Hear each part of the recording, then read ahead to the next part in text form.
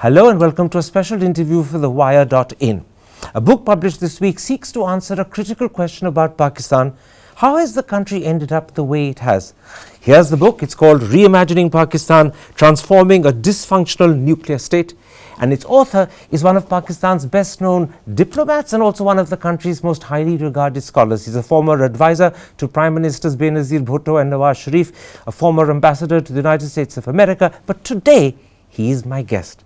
Husain Haqqani, in the introduction of your book, Reimagining Pakistan, this is how you describe the country. 70 years after its birth, Pakistan is a volatile, semi-authoritarian national security state which has failed to run itself consistently under constitutional order or rule of law. That's a pretty strong statement.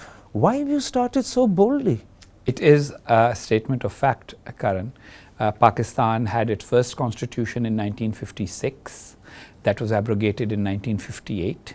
Second constitution in 1962, abrogated in 1969. Third constitution in 1973, suspended in 1977 by Ziaul Haq. Long period without constitution under martial law. At the same time, Pakistan's volatility is universally acknowledged these days, and we do know that Pakistan's 70 years have not been something that people at the time of the creation of Pakistan would have said they wanted to be the future of the new country they were founding. Now, in your introduction, you also say, and I'm quoting you, the real question is, why has Pakistan become a semi-authoritarian national security state? And you add, the answer must lie in Pakistani nationalism and the sentiment it has generated and sustained. So let me begin by asking you, what is Pakistani nationalism? How would you define that? First of all, let me say why I say it's a semi-authoritarian state. I give the academic definition of semi-authoritarian.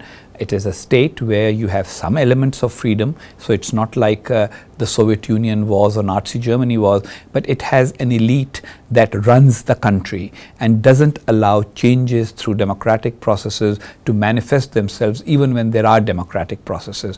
The media has the illusion of freedom but does not really have free debate. And it's a national security state because one element of the state, which is the military, totally dominates the country. None of that will I quarrel with.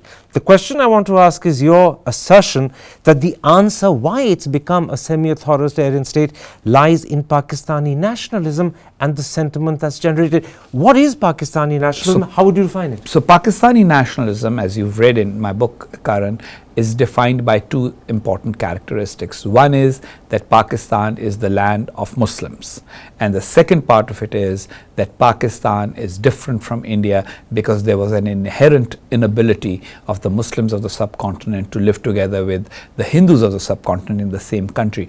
That is how Pakistan's nationalism has been contrived and has been taught to its people. So in Pakistani school curriculum, for example, there is nothing about the history of Sindh under Sindhi rulers. There's nothing in it about the history of Pashtunkhwa areas, of Baluchistan. It's a ideological nationalism based on the two-nation theory. That I can understand, that Pakistan identifies itself as not Indian and secondly as an Islamic state. But the question, and I suppose this is really the critical question, is why has Pakistan's nationalism led to the country becoming a semi-authoritarian national security state where constitutional order and the rule of law only apply patchily? When the ideology is one of a nation being under constant threat, there are Muslims in India, so what distinguishes the Muslims of Pakistan from the Muslims who have been left behind in India? The argument is that we've created a state and this state is in a state of perpetual siege. That is what allows the military to be dominant. In 1947, Pakistan got 19% of British India's population, 17% of its resources, but over 30% and of the army. 33% of the army. So when, unlike other countries that raise an army to match a threat, Pakistan inherited an army and raised the threat to match the size of the army. And that threat is the reason why Pakistan has ended up as a semi-authoritarian national security state. Now, as I read your book, you point out very perceptively that this ideology that Pakistan imposed upon itself meant that certain critical questions the country faced at independence or at its creation were never answered. As you identify them, those are questions such as How Islamic should the country be? What should be the balance between the central government and the provinces? And is hostility to India inevitable and unavoidable?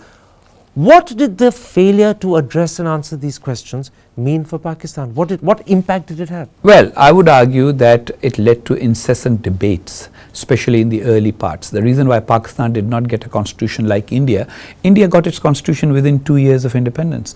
We could have had that too, but we didn't. And the reason was because we were debating how Islamic does it have to be, what would be the nature of the Islamic state that we intend to create, does it have to be an Islamic state or is it enough to have a state of Muslims?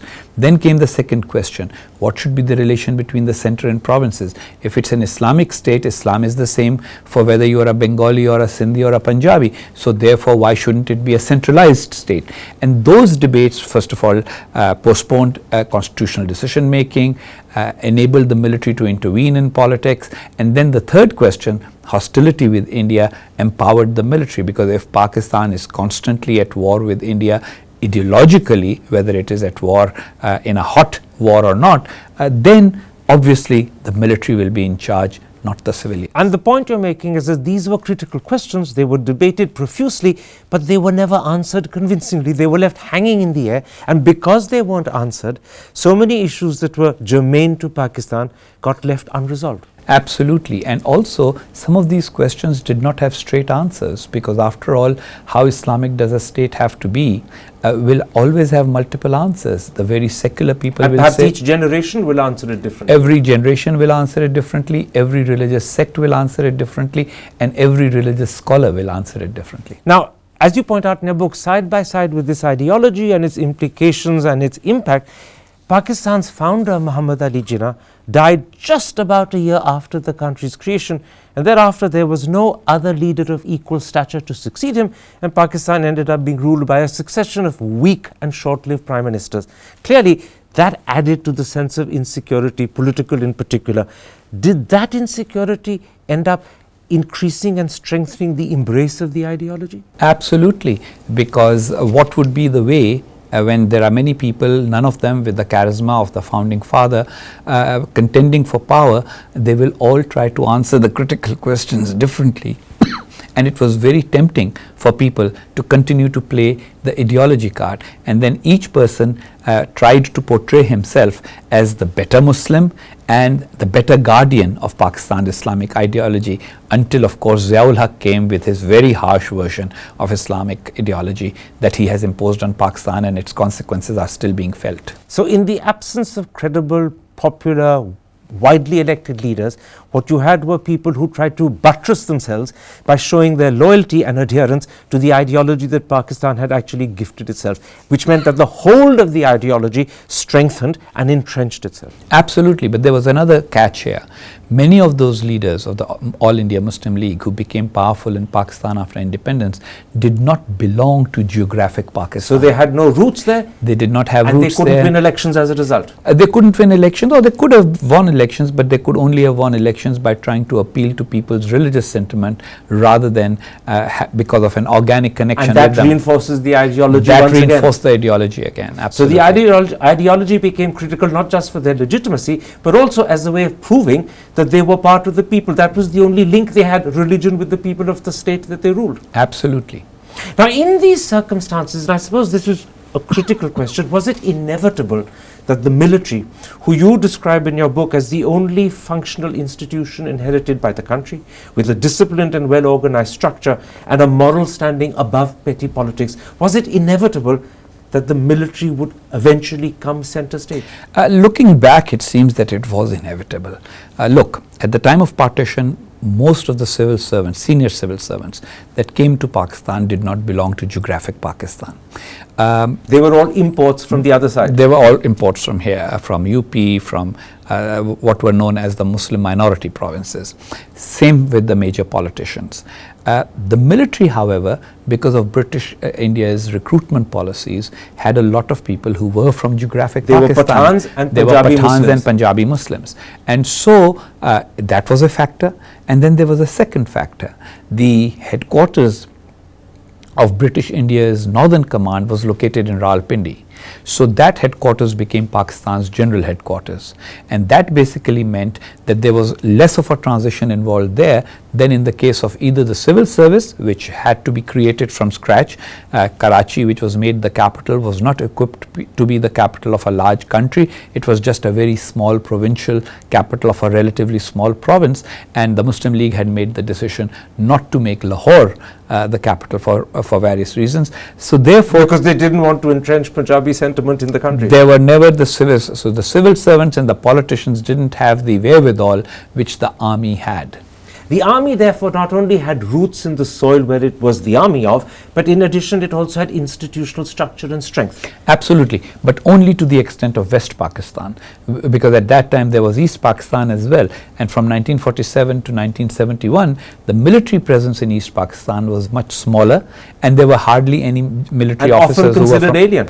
And often considered alien because they came from West Pakistan. But the paradox, and this is the paradox I'm coming to, is that in 1971 Pakistan suffered the devastating loss of East Pakistan, and many would have expected that this would have undermined or at least heavily reduced the hold that religion had on the politics of the country. But that didn't happen. Instead, the hold of religion seems to have got entrenched.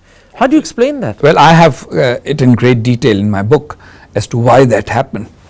The civilian leader that succeeded the military dictatorship that lost East Pakistan, Zulfikar Ali Bhutto, decided to pursue the path of least resistance. He thought that the Islamists whom he had defeated in the earlier election would be better as his allies than as his adversaries. So he started appeasing them on specific questions, like the question of the Ahmadiyyas being declared non-Muslims constitutionally. Only country in the world, 193 member states of the UN, only country in the world that has a constitutional provision that defines who is a Muslim while describing itself as a Muslim state. To change the holiday from Sunday to Friday. Yes, except he was desperate by then. Except that it was part of his manifesto in the 1977 election that we will change it to Friday, because he thought these were symbolic things. And that error has been made by many a leader in Pakistan, thinking that they will use religion as a symbolic, as a symbol for national unity, without realizing that in the process the power will shift from their hands to that of the mullahs, because after all the mullah is the custodian of the religion. In fact, the influence of the mullahs and the influence of religion on the army grew exponentially with General Zia. You could argue, I suppose, that under Field Marshal Ayub Khan, military rule was still roughly secular. It was with General Zia, which was the second spell of military rule, that you saw the policy of Islamization being initiated. As you point out in your book, General Zia said, if Islam was not central to the idea of Pakistan, we might as well have stayed with India. And it was under General Zia that the army consciously began to define itself not just as the protectors of Pakistan's borders, but also as the protectors of its ideology. Did that relationship between the army and the ideology place the ideology on a pedestal where no one could thereafter question it? Actually, the first military commander to describe the army as the custodian of Pakistan's ideological frontier was General Yahya Khan, the man who succeeded Ayub Khan briefly and was the person in charge at the time of the loss of East Pakistan. Although he drank and was often in his cups doing so. Absolutely. The difference between Yahya Khan and Ziaul Haq was that of personal commitment. While Ayub Khan and Yahya Khan used Islam because of political reasons, Ziaul Haq was a true believer in some ways.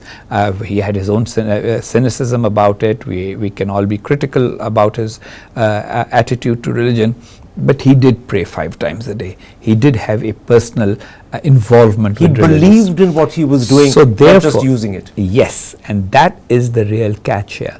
Every time you put out religious sentiment in the political sphere, there will be somebody for whom it will be more than just a political slogan.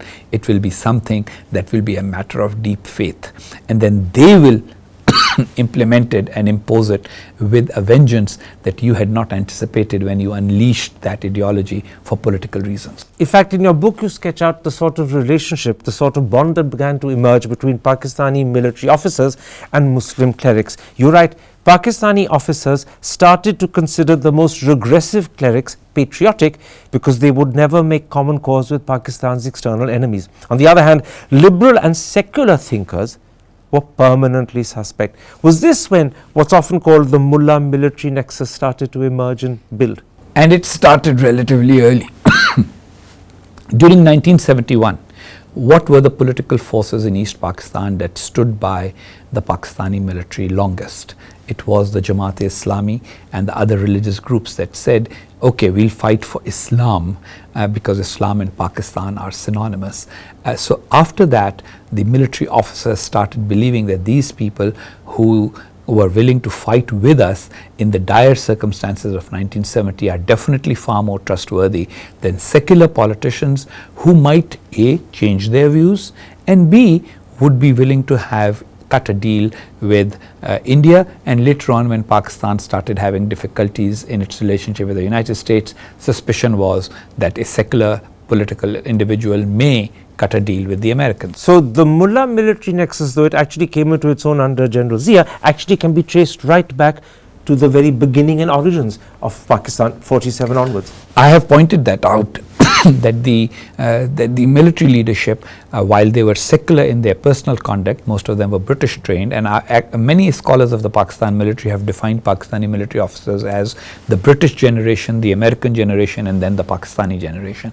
And so the Pakistani generation is far more predisposed favorably towards the mullahs than the American or the British generations, but even though they were not unwilling to use the mullahs because they thought that religion was a force multiplier, and B, it could be the foundation that would enable people of Pakistan of various ethnicities and various cultural backgrounds to come together. The only difference is that the American and British generation did it tactically, not with personal commitment. The personal commitment element comes into it with the Pakistani generation, Absolutely. General Zia onwards. Let's come to some of the interesting consequences of the ideology Pakistan embraced. To begin with, not only did this distinguish Pakistan from Hindu India, but it seems to me that it also more or less shut the door on other identities being developed in terms of region or language or even religious sect. Did this in some sense sow the seeds for what later became Sindhi or Baloch disaffection? Absolutely, but it was the foundation of Bengali disaffection as early as 1948, and then subsequently after the loss of East Pakistan, within West Pakistan it has been the reason for disaffection among Sindhis and Baloch who have a higher level of national consciousness. Sindhi, for example, was the official language of the Sindhi court before the British came, and even under the British continued to be used as a legal language. Now with an attempt to try and impose Urdu, the Sindhis reacted. In case of the Baloch had always had a quasi-autonomous culture and a quasi-autonomous political identity. They were not willing to be merged into a ideological state without some distinction being maintained. And recently, I don't know if you've been following it, but the Pashtuns are reasserting their identity, saying centralization of the centralization of the Pakistani state at the expense of our various identities is not necessarily acceptable to us because it does not bring us any particular benefit either. Which meant that this ideology, which was intended to unify and create one nation, often ended up actually creating vociferous tendencies because it created disaffection. It created disaffection, but it also created division on the basis of interpretation of the ideology. So for example, what kind of Islam? And you would then have the sectarian division started surfacing with greater ferocity than they did at the time of partition. For example, Jinnah was a Shia. Nobody said anything about him being a Shia during the Pakistan movement. Now, of course, there are political forces in Pakistan that have rallies saying Shias should be declared kafirs. Pakistan's first foreign minister, Sir Zafrullah Khan, was an Ahmadi. And now, of course, an Ahmadi is not considered to be a true Pakistani. So all of those issues surfaced because of the ideology being embraced. Secondly, would you accept that the other implication of the ideology that Pakistan embraced is that it propelled the country to look away from or turn its back to South Asia, a region with which it had affinities in terms of culture, language, lifestyle, cuisine, and instead try and identify with the Middle East, a region that was actually quite different. And you only spoke about the cultural and other cuisine and other identities, but there was another integration that existed at the time, and that was economic. And that economic integration was also lost. So Pakistan, instead of becoming the economic powerhouse it could have been while maintaining its separate identity, it ended up trying to seek assistance from the West, and then later on from the Middle Eastern countries. And what is Pakistan's economy now? A very significant section of Pakistan's foreign exchange earnings comes from Pakistanis who work in the Gulf countries instead of being able to use their capabilities at home. Absolutely. But to many it seems that the third consequence of the ideology Pakistan imposed on itself was perhaps in a sense the most bizarre.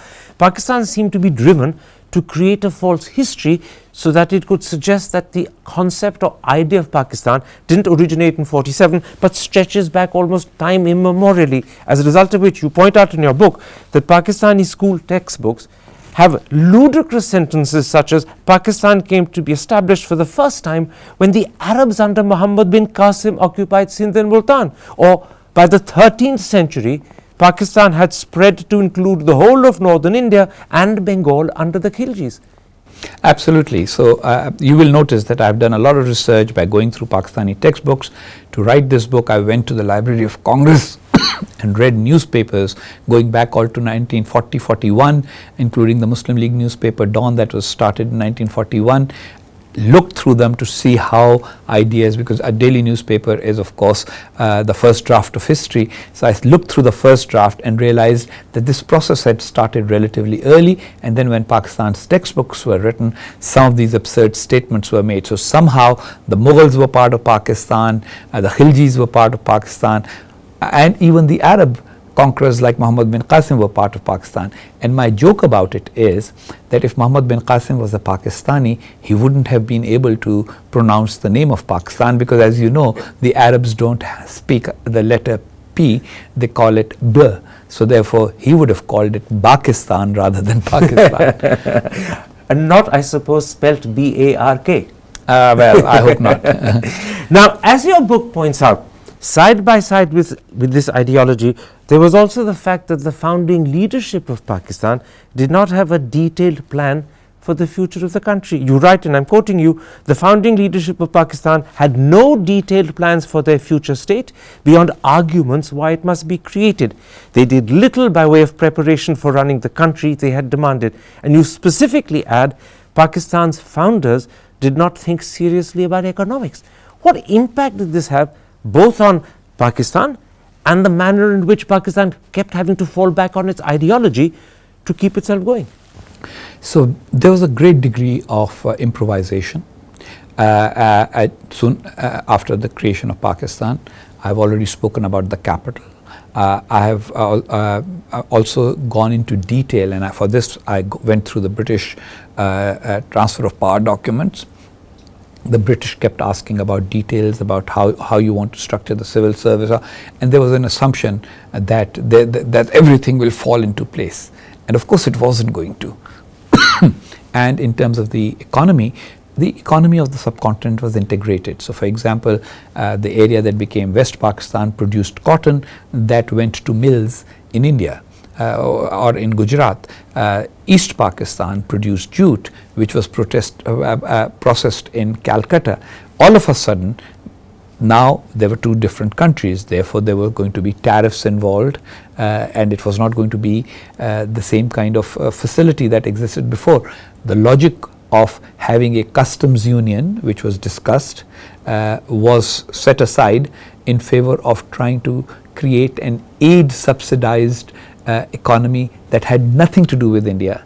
Even Pakistan's Independence Day was changed after the first year. To the 14th? From the 15th to the 14th of August, because both countries got independence on the same day, but the desire to be different from India overwhelmed economic decision making. And the consequence of that is that Pakistan is a highly indebted country right now, a country that previously depended on American assistance is now starting to look towards China as the source of aid instead of being a self-sustaining economy. And you're also saying that because the leadership hadn't thought carefully, didn't have detailed plans about the running of the country, in particular about the economic health of the country, its dependence on the ideology, both for their own legitimacy as leaders as well as for the country's future guidance, kept increasing. The ideology became the end-all and be-all rather than being one element of a multifaceted policy platform. In this context, I get the feeling that Pakistan's present attitude to jihad or to terror was almost inevitable. Am I being unfair? I don't think so, and I think I tend to support that perspective. Even in 1948 or 47, Pakistan feels the need to resolve the Kashmir dispute quickly. They don't show patience towards the Maharaja's standstill agreement. So they're afraid that the Maharaja might change his mind. And what do? They get a Lashkar from the tribal areas of Pakistan and tell them that this is jihad and go and take over Kashmir. So this desire to use religion as the rallying cry, both for political purposes and even for military purposes, is rather deep-rooted. And what has happened, though sad it is, seems now with hindsight, and hindsight is always 20/20, seems like the logical result of the policies that had been put into place. So the Lashkar-e-Taiba, the Jaish-e-Mohammed, the Pakistani Taliban are in a sense a development of things that were happening way back in the 40s, ways of thinking, ways of movements, ways of politics. Absolutely, and you know, and the militarization of Pakistan also helped it, because what do the words Lashkar and Jaish and Sipah mean? They all mean army. So it's a country where being part of the military or being part of militant groups is something that goes along with the ideology of the country. Now you write that as a result of the ideology Pakistan gave itself and the sentiments and developments that generated, and I'm quoting, Pakistan has ended up earning for itself the reputation of being home to the world's angriest Muslims. You add, Pakistanis have proven to be their worst enemies. Would you say that this is the ultimate result of the ideology Pakistan created for itself? I would say that, and I would also argue that as a Pakistani, I feel sympathy for the people, and I also feel sympathy for those educated Pakistanis who get upset with this characterization of Pakistan. But very frankly, this is not the characterization of 200 million Pakistanis, it's the characterization of the state that has emerged, and it's the policies that have brought us to this pass. But the state has gone wrong because of the ideology it created for itself and then adhered to and then entrenched. Absolutely.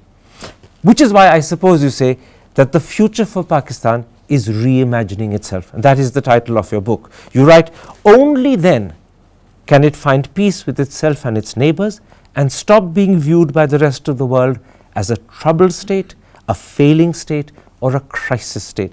But how easy will this reimagining be? Not easy at all. Just laying out the idea of this reimagination has taken more than 300 pages. I think implementing it is going to be even more difficult. We will come up against people who would say, why do we need to reimagine? We will come up against people who would quibble with specific elements of that reimagination. And then will the entrenched interests really give in that easily? I don't think so. That said, I would still argue that that is the logical course for Pakistan to adopt. I would imagine that the biggest obstacle to the reimagining is the army that considers itself to be the guardian and the protector of the country's ideology.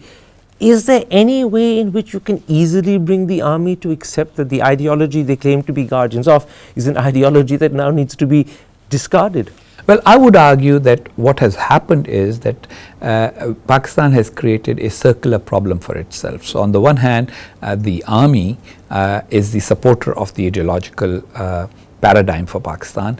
But in the presence of that ideology, even if the army tomorrow decides as an institution that it wants to change everything quickly, it cannot do so because there is a huge civilian constituency that supports the army because of the ideological paradigm. And so does the army want to run the risk of losing support from a section of the population that supports it strongly, and does it run the risk of falling in the middle of a situation where people who are critical of the military may not necessarily embrace it? So it's not an easy decision for them to make. That said, if and when they make that decision, it will be good for them as well as for the country. Look, the army's interests are best protected as an institution if the country that they are the army of is strong. Pakistan right now is the 6th largest country in the world by population, has the 6th largest army, but there it all ends. It is number 26 in by size of economy, on a PPP basis, number 42 by size of economy on a nominal GDP basis. In every other non-military criteria, Pakistan doesn't do well. So eventually the military will have to realize that a stronger Pakistan is the key to a strong military, not vice versa. And the key to a stronger Pakistan is a reimagined Pakistan. Absolutely. Only a reimagined Pakistan will be able to have the resources to pay for the military and at the same time continue with economic growth. The advantages Pakistan got from the Cold War, for example, are gone, and Pakistan does not if Pakistan tries to create a new situation in which it can take advantage of superpower rivalry, then that will have a new set of consequences of Pakistan. That is why I say, let's try to reimagine the whole thing. But are there any straws in the wind at all that suggest this reimagining is happening? What I would say is that a lot of young Pakistanis are questioning the state of Pakistan. Now, one should not get too optimistic because they may be very small number, the people who actually ask these questions. Pakistan remains a very elite state. Very small number of people make key decisions. Almost 40% of the population is illiterate. Then Pakistan has fewer people going to college as a percentage of people who finish secondary school than Nepal has. So there are many factors which make it very difficult for the process of change to be quick. But the option to well considered and well defined change is just change by circumstance. And if that happens, we don't know what the results will be. So the real hope is the young. And I might add, the other real hope lies in the fact that Pakistan still has a wonderful sense of humor. Even if the government doesn't laugh at itself, your videos laugh at you, your TV shows laugh at you in a way in which Indians don't laugh at themselves. And I suppose the other thing is, in fact, the circulation of videos that are beginning to question, particularly on WhatsApp, the sort of country we become. Those are the hopes: humor, youth, and WhatsApp videos. And new ideas, including ideas from people like myself who are saying, hey, let's go back, question the narrative of history we've been handed down, ask fundamental questions. Is it really true that India wants to finish off Pakistan? Is it really true that Afghanistan in its heart of hearts doesn't accept Pakistan? Is it really true that the Jews and the Hindus and the Christians are enemies of all Muslims? Let's ask those questions and let us try and figure out how much are we responsible for our circumstances and how much can we blame others for them. Husain Haqqani, a pleasure talking to you. Always.